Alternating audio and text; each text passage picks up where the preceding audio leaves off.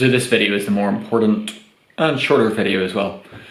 So in a talk, Aristotle said that there is three main components of a talk. There is the logos, which is the content of what you're saying and the structure of the talk. There's the pathos, which is the passion, fervor, the tone of what you're saying, how you're saying it.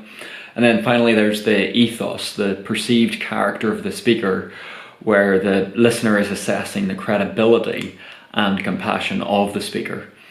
And so while all three of them are important, you want to be speaking the truth in a well-constructed way. You want to express genuine emotions about what you're saying. Ethos is the most important. We would not listen to Tim Chester if we knew that he was getting into fights at the pub every week, as his life would just be inconsistent with the truth. So while learning to give good talks is important, your character is the foundation of how the kids will respond. And that character is the outflowing of someone walking with God, conforming to the life of Christ.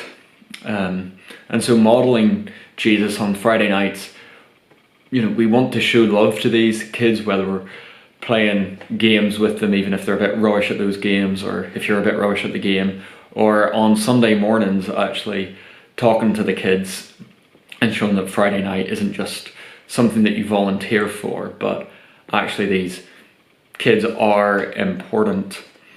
And yeah, this should be an encouragement, as talks aren't primarily about our techniques or our natural skill. These kids will not remember any of the talks we give at all in later life. I mean, I certainly don't remember any talks when I was a kid, but they will remember us and whether our lives reflected the life of Jesus.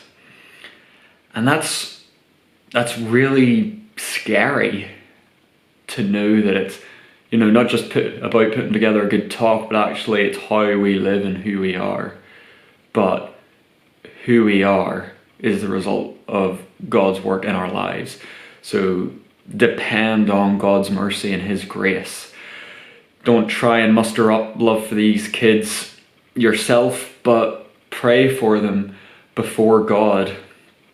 The most powerful talk that I ever gave was at CISM over the summer, and I had barely written it, but the night before I was just really convicted to pray for these young people. I just felt really grieved for them.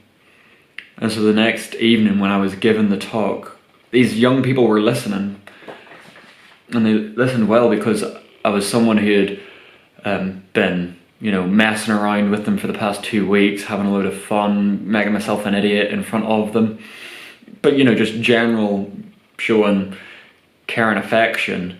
And then on that night when I was speaking seriously to them, even though I may have not exegeted Galatians as well as I could have done, these kids could see that I cared for them, and I was offering them, trying to show them the hope and the good news of God.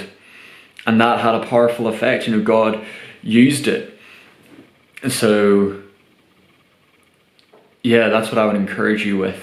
It's not about writing a good talk, but it's, about living a good walk. No, but yeah, it's about living for God in every part of your life. And so when you come to give a talk, these kids will believe you, trust you, and listen to what you're saying because of your integrity in the rest of your life.